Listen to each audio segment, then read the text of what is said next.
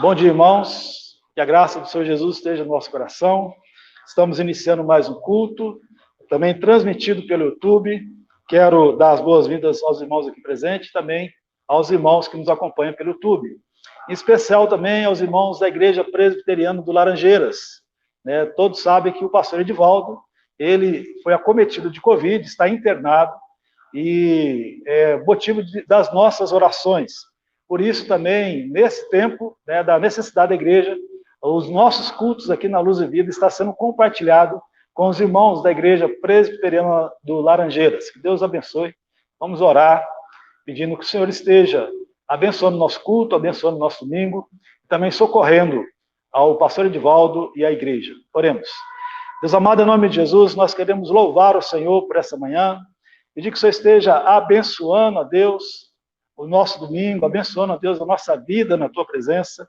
Perdoa, Deus, nossos pecados, nossas falhas, e nos ajuda, Deus, a servir ao Senhor cada dia, ó Pai, melhora, Senhor. Perdoa, Deus, as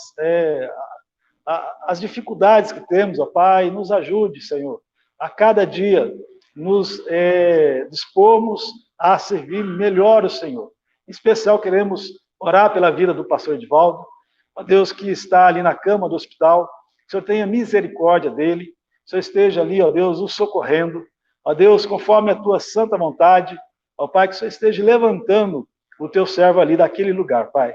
Nós agradecemos, ó Pai, por tudo que o Senhor tem nos dado, rogamos que o Senhor esteja a conduzir o culto nessa manhã. Nós oramos, ó Deus, em nome do teu Filho amado, Jesus Cristo. Amém. Queridos, nós vamos abrir a palavra de Deus nesse momento, no Salmo de número 66, Salmo 66, o versículo 1 até o versículo 10. Diz assim a palavra do Senhor: Aclamai a Deus toda a terra, salmodiai a glória do seu nome, dai glória ao seu louvor. Dizei a Deus, que tremendos são os seus feitos. Pela grandeza do teu poder, a ti se mostram submissos os teus inimigos. Prostra-se toda a terra perante ti, canta salmos a ti, salmodia o teu nome. Vinde e vede as obras de Deus, tremendos feitos para com os filhos dos homens. Converteu o mar em terra seca, atravessaram o rio a pé, ali nos alegramos nele. Ele em seu poder governa eternamente, os seus olhos vigiam as nações, não se exaltem os rebeldes. Bendizei, ó povos, o nosso Deus. Fazei ouvir a voz do seu louvor, o que preserva com vida a nossa alma e não permite que nos resvalem os pés. Pois tu, ó Deus, nos provaste, acrisolaste-nos como se acrisola a prata. Amém. Até aqui apenas. Querido, grandioso é o Senhor. E vemos que o Senhor, ele governa sobre as nações. Estamos todos submissos ao nosso Deus. E aqui o salmista lembra do que Deus fez ao seu povo de Israel. O seu povo estando escravo de uma nação mais poderosa que ele, que era o Egito, naquela época, o Senhor, com mão forte, com braço forte, libertou e fez com que até o Mar Vermelho se abrisse para que o seu povo pudesse passar e ser ali, ter o livramento da sua escravidão dos egípcios. Esse é o nosso Deus, que governa todas as coisas. E é aqui que nós estamos para louvar e engrandecer o nosso Deus. Quero convidar aqui à frente as irmãs do louvor, nós vamos estar cantando, louvando a Deus, esse Deus que é grandioso, esse Deus que é bendito eternamente. Vamos cantar juntamente com as irmãs. Você em casa, você aqui no templo, possa também estar cantando junto com as irmãs.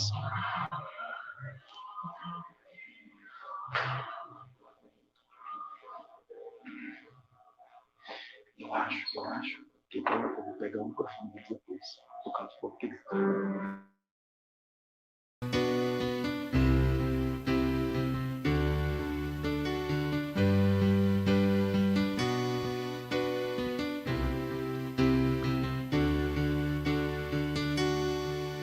Te agradeço, ó Pai, pelo amor derramado, pela tua provisão.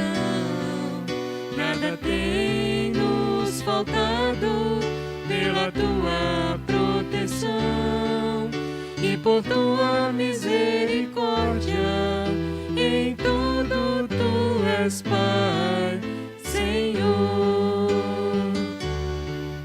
Te agradeço, ó Pai, pelo amor derramado, pela tua provisão.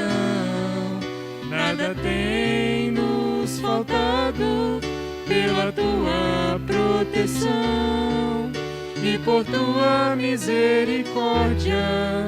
Em tudo tu és Pai, Senhor. Te agradeço, ó Pai, te agradeço, ó Filho, te agradeço, ó Espírito do Senhor, pelas nossas provações, pelas nossas famílias. Te agradeço, ó Espírito do Senhor, pelos nossos irmãos, pela tua igreja. Te agradeço, ó Espírito do Senhor. Te agradeço, ó Espírito do Senhor.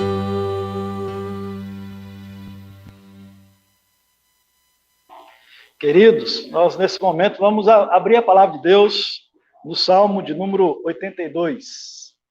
Salmos 82. Eu vou ler todos os salmos e peço aos irmãos que acompanhem. Os irmãos em casa também podem abrir a Bíblia, aí no Salmo de número 82.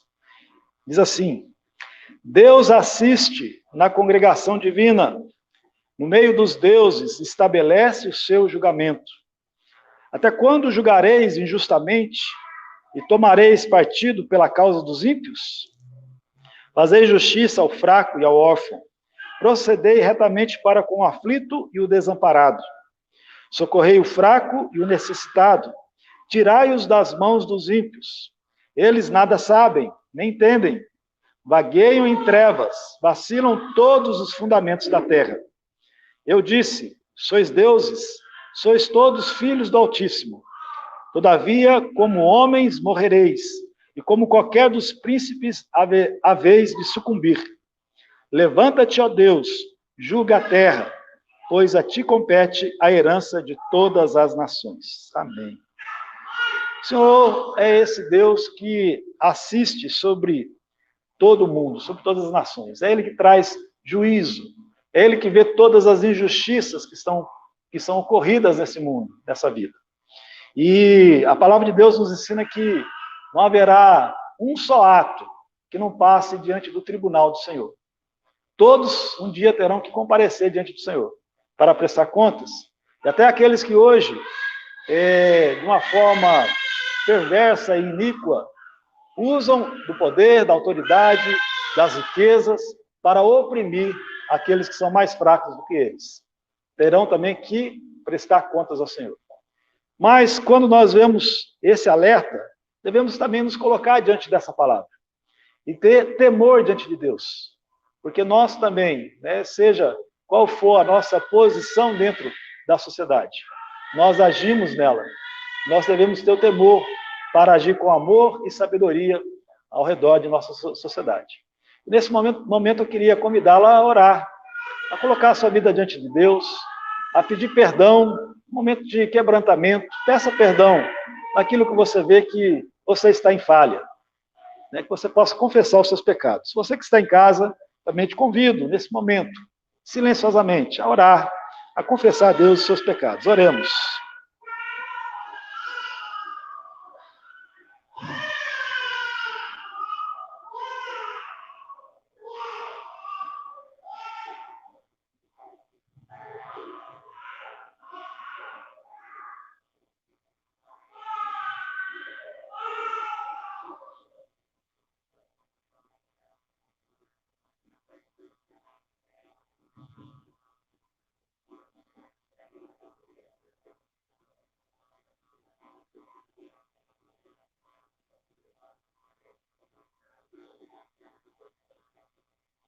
Deus amado, em nome de Jesus, queremos agradecer a tua graça e misericórdia sobre nós. Agradecer, Senhor, o perdão do Senhor, sem a qual nós não poderíamos estar na tua presença, Deus. Louvamos o Senhor, a Deus, porque temos um Redentor, o Senhor Jesus Cristo, que morreu pelos nossos pecados. E aqui estamos para cultuá-lo, não confiados em nossos méritos, mas confiados no mérito do nosso Senhor Jesus Cristo. A Deus, através de Cristo, é que nós prestamos esse culto ao Senhor. E pedimos que o Senhor edifique as nossas vidas. Nos ajude, a Deus, a honrá-lo, Pai. Em nome de Jesus Cristo que nós oramos, agradecidos. Amém, Deus. Queridos, nós vamos cantar ainda um hino de número 222, juntamente com a equipe. E também é um momento em que os irmãos que trouxeram seus dízimos e ofertas possam estar depositando no gasofilácio. E lembrando também, né, que devido a esse tempo que estamos vivendo, se você, né, quiser fazer uma transferência direto para a conta da igreja, você pode fazê-lo. Né? O Pix da igreja é o mesmo número do CNPJ. Então, você possa também fazer, se quiser, se preferir, essa transferência direta. Vamos louvar o Senhor. Os irmãos que estão aqui, que trouxeram seus dízimos e ofertas, poderão depositar no gasofilácio.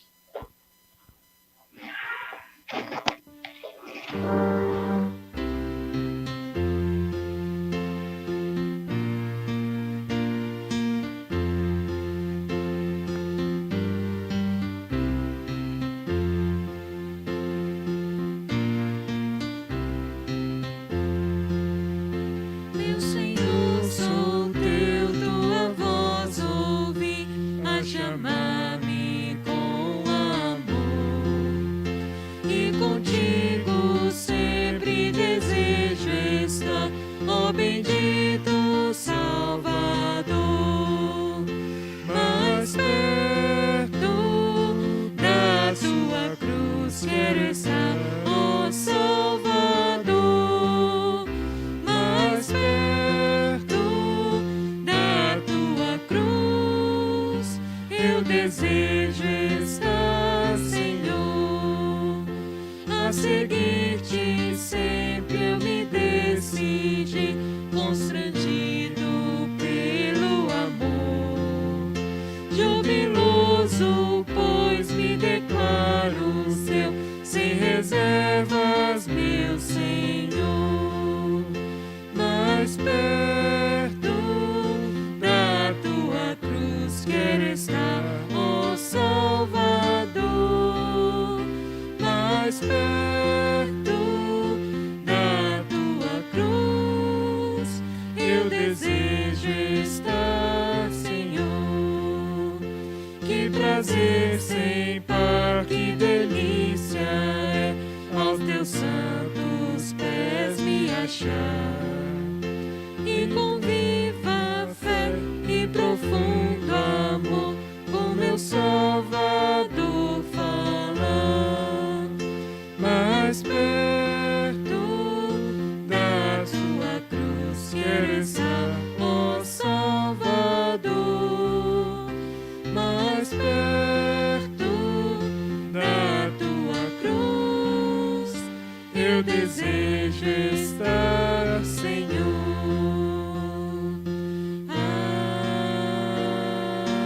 Amém. Ô, Lucas, fica aí. Queridos, nós vamos fazer uma oração agradecendo a Deus os dízimos e ofertas. Eu vou pedir o Lucas para que esteja orando, agradecendo a Deus e orando também, Lucas, para que Deus esteja abençoando a mensagem. Senhor Deus, amado Pai, nós louvamos ao Senhor e te agradecemos porque o Senhor tem sido bom para com o teu povo, Senhor. Te agradecemos porque nenhuma das tuas promessas, Pai, tem falhado e o Senhor tem cumprido tudo aquilo que o Senhor planejou fazer desde a eternidade. Te agradecemos que o Senhor tem nos sustentado, mesmo em meio a esse período de tribulação, Pai, o Senhor tem sustentado a tua igreja e não tem deixado faltar, Pai, o alimento dos nossos lares, Pai, a roupa com que nos vestimos e, Pai, ainda muito mais com que o Senhor tem nos abençoado. Nós te agradecemos, Pai, pelos recursos que foram depositados aqui no gasofilácio, Pai, pelos recursos que são destinados à obra do Senhor. Que o Senhor tenha misericórdia, Pai, daqueles que administrarão esses recursos, que seja para a tua glória, para a tua honra, para a proclamação do Teu Evangelho, Pai, e para dar testemunho, Senhor, a esse mundo das obras que o Senhor tem feito. Nós te agradecemos também, Pai, pela vida do pastor, que o Senhor tenha misericórdia dele, Pai, nessa manhã, que ele possa trazer a palavra do Senhor a nós, Pai, e que ele possa, Pai, ser fiel na pregação, Senhor. Que o Senhor continue abençoando a vida dele, o capacitando como líder dessa igreja, a trazer, Pai, do Senhor a liderança aos teus servos, Pai. Nós te oramos em nome do Senhor Jesus. Amém.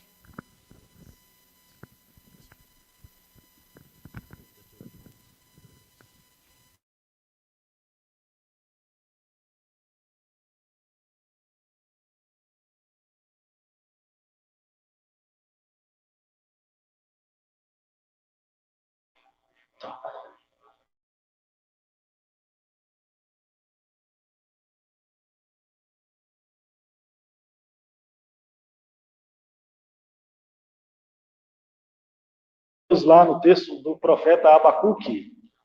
O profeta Abacuque é dos profetas menores, né? O livro dele é pequeno, apenas 3 versículos, 3 capítulos. Você vai encontrar aí depois de Miqueias, Naum, né? Depois de Oséias, vai encontrar aí Abacuque. Vamos abrir no capítulo 3. Abacuque, o capítulo 3. Você que nos acompanha em casa, também peço que você abra a Bíblia, que deixa aberto, tá? No livro de Abacuque. Nós vamos ler diversos textos aqui em Abacuque, para que você possa acompanhá-lo. Vamos iniciar aqui com o verso 16 até o 19. Vamos ler juntos? Nós que estamos aqui no tempo. Leiamos, todos juntos. Abacuque 3, verso 16 até o versículo 19. Ouve-o, e o meu íntimo se comoveu, a sua voz, tremeram os meus lábios, entrou a podridão nos meus ossos, e os joelhos me vacilaram, pois em silêncio devo esperar o dia da angústia, que virá contra o povo que nos acomete. Ainda que a figueira não floresça, nem haja fruto na vide, o produto da oliveira minta e os campos não. As ovelhas sejam arrebatadas do aprisco, e nos currais não haja gado. Todavia, eu me alegro no Senhor, exulto no Deus da minha salvação. O Senhor Deus é a minha fortaleza, e faz os meus pés como os da corça, e me faz andar altaneiramente. Até aqui, irmãos. Queridos, estamos vivendo tempos de pandemia e crises mundiais. E muitos nesse tempo ficam assustados com essa crise que nós estamos vivendo. Para muitos de nós, não vivemos uma crise tão séria, em nossa vida. Mas, quando nós olhamos para a história, nós vamos descobrir que essa que nós passamos hoje não é a pior crise que o mundo já enfrentou e nem é a primeira crise que o mundo enfrenta nessa dimensão, qual nós vemos. Nós vemos na televisão o anúncio de tantas mortes. E o outro dia, uma irmã da igreja, conversando com ela disse o seguinte: pastor, antes eu ouvia de números, agora nós estamos conhecendo de nomes, ou seja, está chegando próximo. O fato é que essas notícias de mortes assustam muitas pessoas. Mas, se olharmos a história, vamos ver que muitas vezes já aconteceu muitas mortes, imensidões de mortes. Eu queria citar aqui alguns eventos históricos. Queria citar, mais antigamente, na colonização das Américas. Quando vieram os europeus, colonizaram, morreram multidões de pessoas aqui nas Américas. Indígenas, pessoas que, em grande parte, 90%, morreram de varíola e de gripe, doença trazida pelos brancos aos indígenas. E estima-se que cerca de 8,4 a 100 e 37.750 milhões de pessoas morreram. É um número muito grande. Depois disso, nós podemos também lembrar de um outro evento, da Primeira Guerra Mundial, né, que aconteceu em 1914 a 1918, não muito tempo de nós, é um pouco mais de um século, que morreu cerca de 20 milhões de pessoas. Depois disso, né, já ali grudadinho à Primeira Guerra Mundial, aconteceu também uma outra pandemia terrível, que alastrou no mundo, a gripe espanhola, que aconteceu de janeiro de 1918 a dezembro de 1920, né, 3 anos aí de uma pandemia da gripe espanhola, a qual estima-se que mais de 500 milhões de pessoas, meio bilhão de pessoas foram infectadas pela gripe espanhola, e estima-se que cerca de 17 a 100 milhões de pessoas morreram na gripe espanhola. Depois disso, nós temos ainda, né, a Segunda Guerra Mundial, que aconteceu em 1939 a 1945, há menos de um século atrás. E na Segunda Guerra Mundial, estima-se que morreu cerca de 60 a 85 milhões de pessoas. Quando nós vemos esses números e pegamos, então, o que nós passamos hoje, né, eu peguei lá um dado no jornal Folha de Pernambuco, né, a Folha de Pernambuco, foi o dado mais atualizado que eu consegui, né, descobrir, falando sobre o total de mortes da Covid até o dia 10 deste mês, que somava-se 134 milhões 648.510 pessoas no mundo inteiro. Né? Aliás, desculpa, esses foram os infectados. Os mortos foram 2.917.316 mortos. Vamos arredondar aqui, 3 milhões de mortos.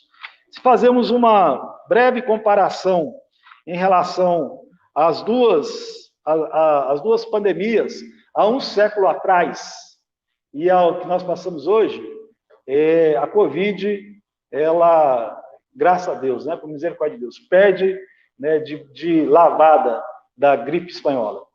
Enquanto a Covid até hoje matou 3 milhões de pessoas, a gripe espanhola matou 17 milhões. É muito mais gente. Então não é a primeira vez, não estou querendo aqui minimizar a situação, mas estou mostrando aos irmãos o seguinte, não é a primeira vez que o mundo passa por crises assim, e nem será talvez a última. O fato é que esses acontecimentos nos mostram, né, que são sinais do mundo a qual vivemos, onde há pandemias, há guerras, há dissolações, os homens se matam, e nós estamos nesse mundo. E esses sinais apontam a desobediência do homem a Deus. O homem está fora do paraíso, o homem é rebelde a Deus, e as consequências são tudo isso que nós vemos. Bom, a Bíblia relata que na história dos judeus também houve crises e grandes problemas. E aqui em Abacuque, nós vamos encontrar um momento da história dos judeus, que eles passaram por crise, por problemas, por mortes. E como que Abacuque, o profeta de Deus, agiu diante daquela situação. E é uma lição para todos nós. Como devemos agir diante de tudo isso? Bom, antes de chegar a respeito de Abacuque, que ele diz que apesar da crise que estavam vivendo, ele afirmou, todavia eu me alegro no Senhor, exulto no Deus da minha salvação. Em outras palavras, você teria coragem de, nesse tempo de pandemia e crise, dizer assim, ó, ainda que tudo esteja errado, ainda que as coisas caminhem de mal a pior, eu me satisfaço no Deus da minha salvação. Você teria coragem de dizer isso? De se alegrar em Deus, ainda que tudo dê errado? Em outras palavras, era o que Abacuque estava dizendo. Ainda que tudo está caminhando para estar errado, né, para crises e problemas e mortes, eu me alegro no Deus da minha salvação. Aprendemos um pouco sobre a história de Israel, para entender esse contexto de Abacuque, para você entender o que estava acontecendo lá. É a crise a qual Abacuque vai passar, estava prestes ali a passar, ela, na verdade, ela se origina lá no rei Manassés, um rei descendente de Davi, um rei lá de Judá, né, que governava ali em Jerusalém. Manassés, ele subiu ao trono com 12 anos de idade, e ele reinou sobre Judá durante 55 anos. Porém, Manassés foi um rei mau, um rei que ele agiu com impiedade diante dos olhos de Deus. Manassés, ele foi idólatra e promoveu a idolatria ao povo de Deus. A idolatria de Manassés foi tão terrível que Manassés chegou a sacrificar o próprio filho para falsos deuses. Manassés, além disso, além da idolatria toda que ele cultivou na terra de Judá, Manassés, ele ainda diz o texto que foi ali o responsável pela morte de muitos inocentes. Muito sangue inocente foi derramado na época de Manassés, esse rei de Judá. Temos aqui, então, né, Deus olhando tudo isso, e é claro, abominando toda essa postura do rei e do povo que seguia junto com o rei. Né, dessa autoridade que estava ali e, ao mesmo tempo, tão rebelde ao Senhor e operando tantas injustiças. Manassés morreu. E depois de Manassés veio Amon, filho de Manassés. Amon subiu ao trono com 22 anos. E ele permaneceu no trono apenas 2 anos. Por quê? Também seguiu os mesmos passos do seu pai Manassés. Fez o que era mal diante do Senhor, continuou com a idolatria, com as injustiças, e por uma conspiração na época de Amon, o mataram. E os próprios conspiradores que mataram Amon para tirá-lo do governo, do reinado de Judá, também foram mortos, foram punidos de morte. Amon também foi um homem mau, um rei que desagradou o Senhor. Depois de Amon, subiu ao trono o filho dele, Josias, o rei Josias. Ele subiu ao trono com 8 anos de idade. Lembra que Amon sobe ao trono com 22 anos e morre com 24.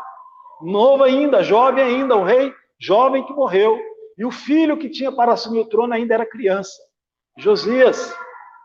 Mas nós vemos como Deus domina sobre todas as coisas. Deus vai fazer uma história diferente a respeito desse rei Josias. Essa criança que cresce como rei e reina durante 31 anos sobre Judá, ela é chamada na Bíblia de o filho de Davi. É interessante. Quando registra que Josias subiu ao trono, ao invés de falar que era filho de Amon, cita lá no texto bíblico, o filho de Davi. E quando você vai ir lá nas datas, você vai descobrir que Davi já havia morrido há 330 anos depois. Literalmente, Josias não era o filho de Davi. Mas por que a Bíblia o chama de filho de Davi? Porque Josias foi como Davi. Foi um rei justo. Um rei que imitou não o seu pai nem o seu avô, mas um rei que imitou o seu tataravô lá atrás, o rei Davi. Um rei que teve o privilégio de ter um sumo sacerdote na sua época, chamado Ilquias. E Ilquias, ele descobre a lei do Senhor, que tinha sido esquecida por causa do reinado de Manassés e Amon, tinha sido deixado de lado. E Ilquias, então, apresenta a lei do Senhor para Josias. E Josias, ele se converte ao Senhor. Josias, ele rasga as suas vestes. E Josias, ele se converte ao Senhor. Ele diz: nós estamos em crise, nós estamos com os problemas porque os meus pais desobedeceram, foram rebeldes ao Senhor. Josias, então, é um reformador do seu tempo. Deus levanta esse rei como um reformador. Josias, ele manda ler a palavra de Deus ao povo. ele renova a aliança do povo de Judá com Deus. Josias, então, manda derrubar os altares de idolatria que havia em Judá. Josias, ele faz uma reforma no templo e no culto em Judá. Ele reforma também o culto e ele reforma o templo. Josias trabalha em função da obra do Senhor. E um grande reformador. Sabe qual foi a promessa maravilhosa que Josias teve de Deus? Por causa de ter sido um homem segundo o coração de Deus como Davi, a promessa foi o seguinte, preste atenção. Deus prometeu a Josias que ele morreria antes que o juízo de Deus recaísse sobre Judá. Impressionante, né? Às vezes nós pensamos, a morte é uma sentença terrível, mas nós aprendemos pela palavra do Senhor, como diz lá no Salmo 116, verso 15. Preciosa aos olhos do Senhor é a morte dos seus santos. A promessa de Deus a Josias é: virá o juízo sobre Judá por causa de Manassés, por causa de Amon, por causa do povo que se afastou de mim. Mas antes disto, Josias, eu vou te levar você daqui. Você não vai ter que sofrer esse tempo desse juízo de Deus. A morte foi para Josias um livramento de tantos problemas. Queridos, assume o trono, depois da morte de Josias, o seu filho Joacás, com 23 anos, e ele reina apenas 3 meses, porque o Egito vem e luta, né? Inclusive foi o faraó do Egito, Neco, quem matou o rei Josias. Numa batalha, o rei do Egito mata o rei Josias. E o rei do Egito, ele leva Joacás, o filho de Josias, como prisioneiro para o Egito, e coloca no lugar de Joacás o irmão de Joacás, outro filho de Josias, o Joaquim. E durante 11 anos, Joaquim reina sobre Judá. E tanto Joacás quanto Joaquim, os 2 filhos de Josias, fizeram o que era mal diante do Senhor. Que tristeza, né? Os filhos de Josias, ao invés de seguir os passos do pai, eles seguiram os passos do avô e do bisavô. Voltaram, como diz um provérbio, a porca voltou à lama, voltaram às práticas erradas, e por isso agora estão sofrendo de novo. Aqui nós encontramos, nesse momento, nessa transição, quando morre o bom rei Josias e assume os seus filhos, nesse momento nós encontramos o profeta Abacuque. Abacuque está vivendo agora, quando o juízo de Deus está vindo sobre Judá. Josias já estava morto, e os filhos estavam fazendo lambança ali no reinado de Judá. E Abacuque estava vivendo naquele momento. A reforma espiritual do rei Josias foi rejeitada, pelos seus filhos, pelas autoridades, e foi rejeitada pelo povo. E por causa disso, o juízo de Deus vai descer sobre Judá. Rejeitaram a reforma, a oportunidade de voltarem ao Senhor com o rei Josias. E Deus, então, agora vem com o seu juízo. E Deus fala para Abacuque que iria vir o juízo sobre Judá, que as coisas ficariam feias. Abacuque, naquele momento onde ele estava vendo as injustiças do rei, estava vendo o que estava acontecendo em Judá, ele levanta 2 questionamentos. O primeiro questionamento de Abacuque é: por que Deus não dá fim à impiedade dos reis de Judá? Em Judá tem acontecido tanta impiedade e injustiça, por que Deus não dá fim a tudo isso? Você pode olhar aí comigo, capítulo 1, acompanhe o verso 2 até o versículo 4. Palavra de Abacuque: até quando, Senhor, clamarei eu, e tu não me escutarás? Gritar-te-ei, violência, e não salvarás? Por que me mostra a iniquidade e me fazes ver a opressão? Pois a destruição e a violência estão diante de mim. Há contendas e litígio se suscita. Por esta causa, a lei se afrouxa e a justiça nunca se manifesta, porque o perverso cerca o justo, a justiça é torcida. Olha só o contexto em que Abacuque estava vivendo. E o questionamento dele a Deus é esse: Senhor, está vendo tudo isso? A justiça sendo torcida, a maldade sendo feita, por que o Senhor não se manifesta? Por que o Senhor não socorre, não faz juízo sobre a terra? Por que o Senhor não dá fim à impiedade, né, que nós estamos vendo? Deus responde para Abacuque. E você pode ver e acompanhe comigo, capítulo 1, verso 6 até o versículo 11. Olha o que Deus responde para Abacuque. Pois eis que suscita os caldeus. Deus levantou os caldeus, os babilônios. Eis que suscita os caldeus, nação amarga e impetuosa, que marcham pela largura da terra, para apoderar-se de moradas que não são suas. Eles são pavorosos e terríveis, e criam eles mesmos o seu direito e a sua dignidade. Os seus cavalos são mais ligeiros do que os leopardos, mais ferozes do que os lobos ao anoitecer. São os seus cavaleiros, que se espalham por toda parte. Sim, os seus cavaleiros chegam de longe, voam como águia que se precipita a devorar. Eles todos vêm para fazer violência, o seu rosto suspira por seguir avante. Eles reúnem os cativos como areia. Eles escarnecem dos reis. Os príncipes são objetos do seu riso. Riem-se de todas as fortalezas, porque amontoando terra as tomam. Então passam como passa o vento e seguem. Fazem-se culpados estes cujo poder é o seu Deus. Deus levantou os caldeus. Uma nação impetuosa, uma nação cruel, que devastava as outras nações.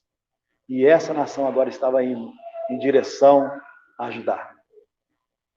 A resposta de Deus é: Judá deixou de lado, virá um pior do que Judá para disciplinar. Duro, né? Duro pensar assim. Mas observe que nem os homens, nem as nações mais perversas estão longe ou estão descontroladas, porque o Senhor é soberano sobre elas. Elas não fazem nada em que Deus mesmo não permita. Tudo há um propósito, e Deus controla todas as nações. Deus, então, levanta o império babilônico, com a queda do império assírio, que até então estava ali, né, dominando. Cai o império assírio e se levanta Babilônia. Época de Nabucodonosor, né? O mesmo que levou Daniel no exílio para a Babilônia. Ele está vindo. A Babilônia está vindo para acabar com tudo, né? Para colocar ali o terror. Ainda lá em 2 Reis, falando sobre isso, eu vou ler aqui, você só presta atenção. Se quiser abrir lá, tudo bem. Mas não perca o Abacuque aí. Diz assim, esse fato histórico. Nos dias do rei Joaquim, né, subiu Nabucodonosor, o rei da Babilônia, contra ele. E ele, por 3 anos, ficou seu servo. Então se rebelou contra ele. Enviou o Senhor contra Joaquim bandos de caldeus, bandos de sírios e de moabitas, e dos filhos de Amon. Enviou-os contra Judá para o destruir, segundo a palavra que o Senhor falara pelos profetas, seus servos. Com efeito, isto sucedeu a Judá por mandato do Senhor, que removeu a sua presença, por causa de todos os pecados cometidos por Manassés. Olha só, lá atrás, agora a boleta estava chegando. Por todos os pecados cometidos por Manassés. como também por causa do sangue inocente que ele derramou, com o qual encheu a cidade de Jerusalém. Por isso, o Senhor não o quis perdoar. Tudo que estava acontecendo, já reflexo do desvio de Judá, desde Manassés. E Deus deu tempo. Deus foi longânimo. Deus permitiu até vir um descendente, né, pegar ele como criança ainda, para não ter tanta influência dos pais. Certamente um tutor, alguém que Deus tenha colocado ali para ajudar Josias a crescer. Talvez até o Ilquias, que era o sumo sacerdote. O texto aqui não fala quem foi o tutor. Mas Deus deu oportunidade para o arrependimento. E o que fizeram? Voltaram aos passos de Manassés. E agora, no reino de Joaquias, filho de Josias, vem os sírios, vem os babilônios, os moabitas, os filhos de Amon, para destruir Judá. O juízo temporário de Deus acontece quando Deus entrega os homens aos homens. Esse é o juízo temporário. Porque quando o homem, ele está submisso a Deus, obediente a Deus, há paz na terra, há amor e há justiça.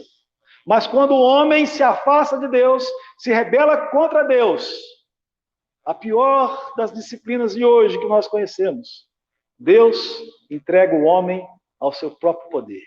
Faz o que você quer fazer. Aí você vai ver homens dominando sobre homens, não para estabelecer justiça, mas para trazer dor e injustiças. Isso é o juízo de Deus, a disciplina. Deus escolheu uma nação perversa e permitiu que ela fosse instrumento para disciplinar Judá. O juízo temporário de Deus, entregar os homens aos próprios homens. Quando nós olhamos para Cristo, não foi diferente. Os nossos pecados foram castigados pelas mãos de quem? Dos homens. Quem condenou Jesus? Pilatos, Herodes, Potifar, o sumo sacerdote. Os homens que zombaram de Jesus, mataram, né, aprontaram com Jesus. Jesus sentiu o desamparo de Deus ao ver-se entregue nas mãos dos homens. E naquele momento, carregando o nosso pecado, o Senhor não socorreu Jesus. Entregou nas mãos dos homens. E ele diz: Senhor, Deus, por que me desamparaste? Queridos, o nosso pecado foi castigado em Jesus quando foi entregue nas mãos dos homens. Esse é o juízo temporário de Deus. O juízo nesse tempo. Quando Deus entrega os homens aos homens. Bom, isto que estou explicando, o profeta Abacuque entendeu o que estava acontecendo. Nós estamos entendendo aqui agora o contexto histórico. Mas tudo isso estava na cabeça, na mente de Abacuque. O porquê, né, que Deus estava levantando ali os babilônios para subir contra Judá. Só que tem um porém. Abacuque estava lá. E além de Abacuque, muitas pessoas crentes no Senhor, tementes ao Senhor, pessoas justas também viviam naquele tempo. E Abacuque, ele levanta um segundo questionamento a Deus, depois de entender o juízo temporário do Senhor. E o segundo questionamento de Abacuque é: pode Deus justo usar de perversos para castigar pessoas justas? Ele estava lá no meio. O babilônio, que não tinha temor a Deus, era perverso e ia lá ia trazer dor para Abacuque e muitas pessoas de Deus. E a questionamento de Abacuque é justo, é sincero: Senhor, você vai trazer uma nação pior do que nós, né, e vai recair sobre nós também. Pode o Senhor fazer isso?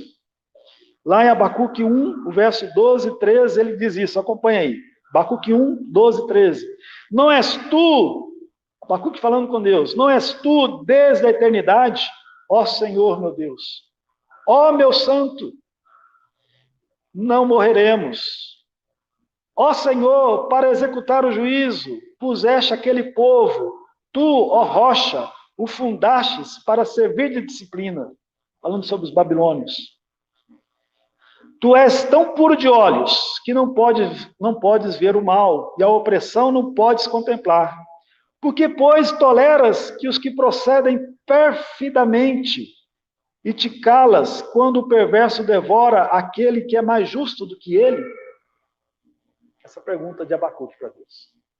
O Senhor se cala, lá levantamos os babilônicos para disciplinar aquele que é mais justo do que eles?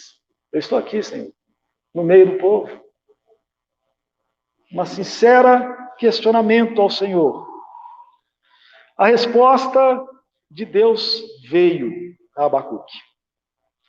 Mas interessante que antes de Deus responder a Abacuque, aconteceu um fato. Abacuque, ele se refugia e espera ouvir a voz de Deus. A resposta de Deus quanto ao seu questionamento. E lá no Salmo 37, nós aprendemos o seguinte: quanto aos transgressores, serão a uma destruídos, a descendência dos ímpios será exterminada, ao juízo de Deus. Vem do Senhor a salvação dos justos, Ele é a sua fortaleza no dia da tribulação. Deus vai responder a Abacuque, mas antes vai colocar Abacuque numa fortaleza. Vai guardar Abacuque. E qual que é a nossa fortaleza diante do juízo de Deus? É o próprio Deus. É a presença do Senhor. É corrermos para o Senhor. É buscarmos a orientação do Senhor, né, de como agir, em confiar nele, colocar diante dele as nossas aflições, as nossas ansiedades, correr para o Senhor. Ele é a nossa fortaleza.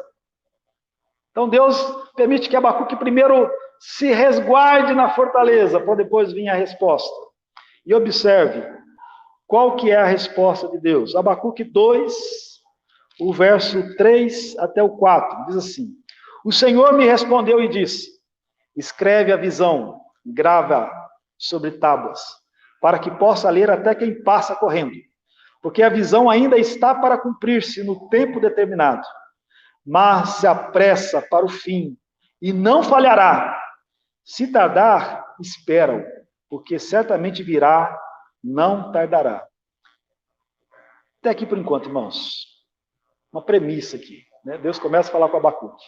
Ele fala: Abacuque, eu vou te falar coisas, mas escreve, anuncia, ponha numa tábua, para até aquela pessoa que passa correndo possa ler e saber disso. Tá? E ele começa dizendo o seguinte: ó, o tempo, ele chegará, o tempo do juízo. O tempo do juízo final. Né? O tempo que Deus fará a justiça sobre todo mundo. Sobre os judeus, sobre babilônicos, sobre quem é crente, sobre quem não é, sobre ímpio, sobre injusto, sobre justos e injustos. A todos. Anuncia isso. Virá o juízo final. E Abacuque, e Deus continua dizendo, no versículo 12 ao 14, né? Fala bastante coisa, mas eu vou pular aqui, de 12 ao 14. Ai daquele que edifica a cidade com sangue e a fundamenta com iniquidade. Não vem do Senhor dos exércitos que as nações labutem para o fogo e os povos se fatiguem em vão? Pois a terra se encherá do conhecimento da glória do Senhor, como as águas cobrem o mar. Até aí, queridos. Olha só que interessante. No juízo de Deus, ele fala: aqueles que dominam com violência, com injustiça, como são os babilônicos, o juízo virá sobre eles. Porque chegará o dia em que a terra se encherá do conhecimento de Deus. E vai ficar diante do Senhor apenas os justos. Apenas aqueles que confiam no Senhor. Isso é maravilhoso entender que nós, nesse tempo que passamos, somos sujeitos às disciplinas temporais de Deus junto com o povo. A nosso refúgio tem que ser o Senhor. Abacuque passou por essa crise lá em Judá. Mas a alegria dele era o Senhor, o Deus da salvação. Porque ele sabia que depois do juízo temporário, ele seria livre do juízo eterno, que é muito pior. E nós temos esse livramento, temos a salvação. Há coisa mais maravilhosa que isso, queridos? Sermos livres da condenação do pecado, sermos livres do castigo eterno de Deus. E pelo contrário, além do livramento do juízo, recebemos a terra por herança. Deus limpar todos os ímpios da terra e ficar apenas os justos nesse mundo. Que coisa gloriosa! É essa o anúncio de Deus a Abacuque. Abacuque, não se incomode porque os babilônicos virão com terror, porque eles também sofrerão juízo, porque eles encaixam nesses homens que com perversidade dominam a terra, sem obediência ao Senhor. Eles sofrerão o juízo. Bom, em vão, diz o Senhor, em vão eles guerreiam, em vão eles fazem tudo o que fazem, porque o juízo de Deus está chegando cada dia mais perto de toda a humanidade. E o que nós vemos hoje são sinais desse juízo, apenas sinais, porque o dia do Senhor será muito pior do que nós estamos vendo nos nossos tempos. Será muito pior do que a gripe espanhola, muito pior do que a Primeira e Segunda Guerra Mundial. O juízo divino de Deus, né, será o terrível dia do Senhor, mas para a igreja, um maravilhoso dia do Senhor, que estaremos com Cristo nesse tempo. Ainda lá, capítulo 2, o verso 19 e 20, diz: ai daquele que diz a madeira, acorda, e a pedra muda, desperta. Pode o ídolo ensinar? Eis que está coberto de ouro e de prata, mas no seu interior não há fôlego nenhum. O Senhor, porém, está no seu santo templo, cale-se diante dele toda a terra. Lembram lá de Manassés? Qual foi um dos principais pecados de Manassés? A idolatria, abandonar o Senhor. E agora Deus fala assim: é tolo aqueles que confiam na idolatria. Confiam no ouro, confiam na prata, no poder temporário desse mundo. Confiam nas ilusões desse mundo. Cale-se diante do Senhor toda a terra. Sabe por quê? A terra tem que calar diante do Senhor? Porque por mais que possa acontecer mil coisas, os nossos olhos podem até ficarem, né, surpresos, né, preocupados, mas o Senhor continua imutável e inabalável. O Senhor em seu trono reina imutável e inabalável. Deus não deixa de ser Deus e nem perde a sua glória por causa do que está acontecendo no mundo. Por isso que nós devemos confiar nesse Deus. Ancorar a nossa vida no Deus imutável e inabalável. O mundo passa, os poderes passam, os homens lutam em vão, os ímpios lutam em vão porque tudo vai se acabar no juízo divino. Agora, aqueles que estão com o Senhor estão bem ancorados para a eternidade. O juízo final de Deus será a sentença inescapável de todos os ímpios, e o povo que confia em Deus receberá o mundo sem a presença dos ímpios. Depois de Abacuque compreender o juízo temporário final de Deus, ele ora. E agora sim, né? Chegamos ao texto que nós lemos no início. Eu digo, estou apenas na introdução, né, James? Fique tranquilo, né? Essa aqui é só uma folha. Mas é interessante. A oração de Abacuque nos ensina para o dia de hoje. Observe aqui, ó, o verso 16, que nós lemos no início. Ouviu, né?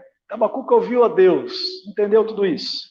E no meu íntimo se comoveu a tua voz, tremeram os meus lábios, entrou a podridão nos meus ossos, e os joelhos me vacilaram, pois em silêncio devo esperar o dia da angústia, que virá contra o povo que nos acomete. Abacuque afirma ter entendido que era necessário vir o juízo temporário. Era necessário os babilônicos invadirem Judá. Ele estava na iminência disso. E ia acontecer, Deus falou que ia acontecer. Ele estava preocupado, diz aqui que ele tremia dentro dele. Jesus, quando foi para a cruz, ele suou sangue. Ele pediu ao Senhor: Pai, se possível for, afaste de mim o cálice. Abacuque estava consciente desse juízo, do que iria acontecer. Nós precisamos estar conscientes. Às vezes a notícia não nos agrada, mas ela é necessária. Porque está acontecendo a pandemia, porque está acontecendo isso, aquilo, aquele outro. Às vezes nós não temos, às vezes não, sempre, nós não temos o domínio da história. As coisas acontecem, nós estamos vivendo a história. Mas os propósitos de Deus estão sendo realizados. É necessário que tudo que está acontecendo aconteça. Deus tem os seus propósitos para permitir o que está acontecendo. Nem tudo que acontece nós queremos passar, mas é necessário que aconteça. Abacuque, porém, diante de tudo isso, ele se refugiava em Deus. O que nós devemos fazer, irmãos? Se refugiar em Deus. Essa é uma coisa que deve ficar claro no nosso coração. Seja o que for acontecer, nós não sabemos. Ainda que venhamos perder tudo, ainda que o país entre numa situação caótica, como aconteceu na Venezuela, nós precisamos nos refugiar em Deus. O cristão, seja qual for a situação, precisa se refugiar em Deus.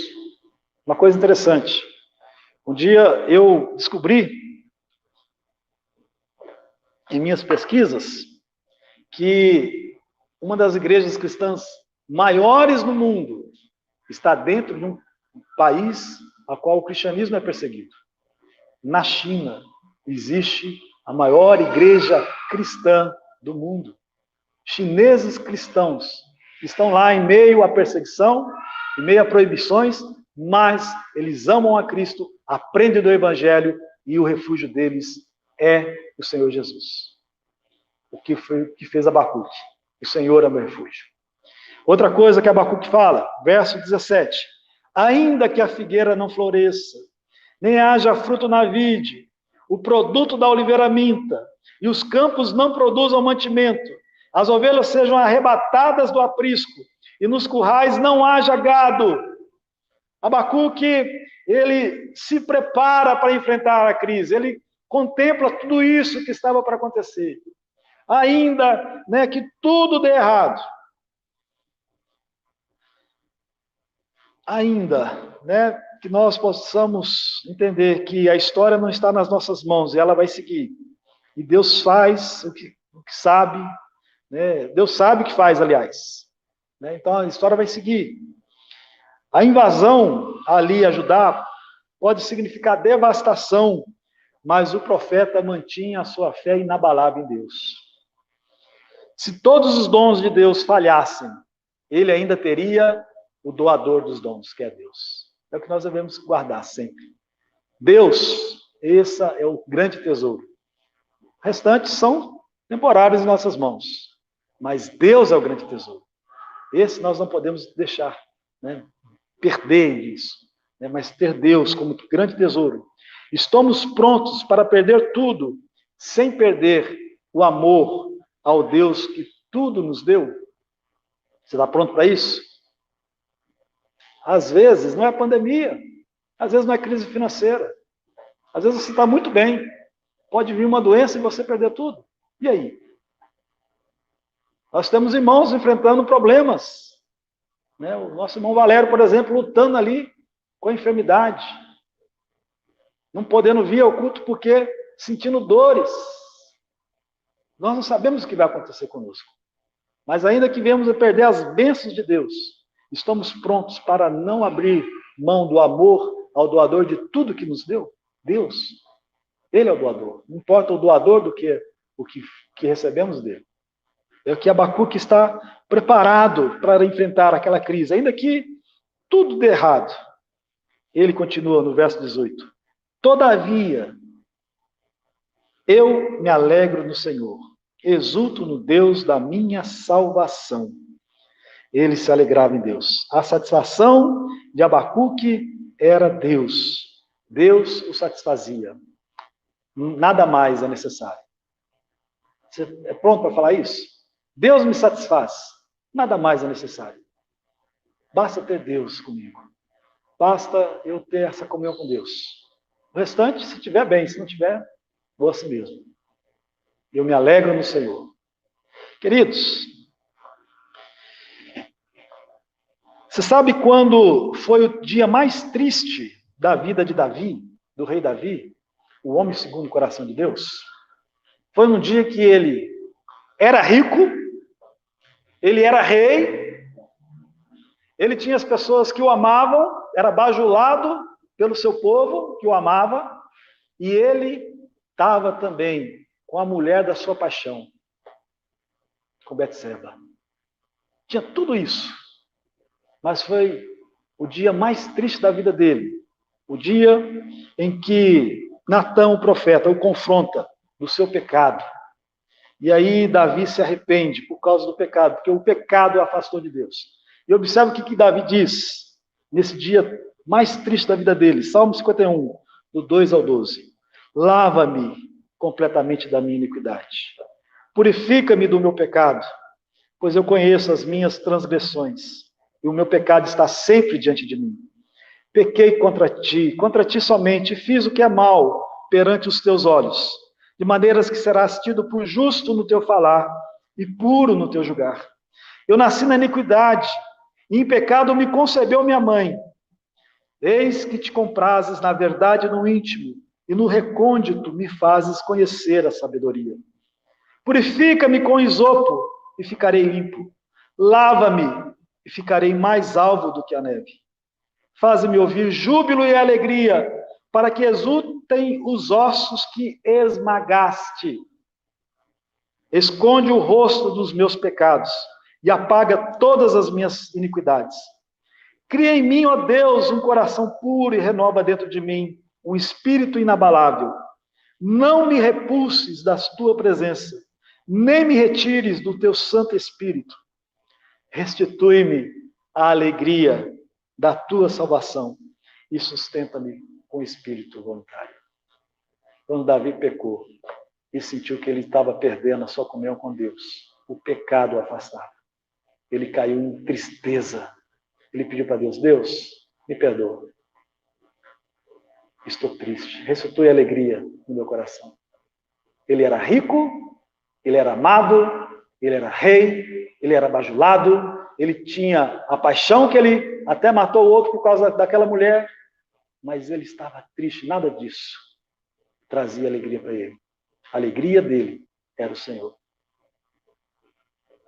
Nós vemos aqui, Abacuque firmando na mesma atitude do rei Davi, em alegrar-nos no Senhor. Paulo também fez isso. O apóstolo Paulo diz lá em Filipenses: tanto sei estar humilhado como ser honrado. De tudo, em todas as circunstâncias, já tenho experiência. Tanto de fartura como de escassez, como de fome. Assim de abundância como de escassez. Tudo posso naquele que me fortalece. Tudo posso naquele que me fortalece. Posso passar crise. Posso passar por perdas de coisas materiais. Posso ter coisas demais também. Posso passar por tempo de tranquilidade. Posso passar por doenças. Posso passar por o que for. Mas tudo posso no Deus que me fortalece. É Deus que é o nosso refúgio. É Ele que é a nossa alegria. É Ele que é a nossa paz. A nossa comunhão com Deus. Para concluir, versículo 19. O Senhor Deus é a minha fortaleza, e faz os meus pés como os da corça, e me faz andar altaneiramente.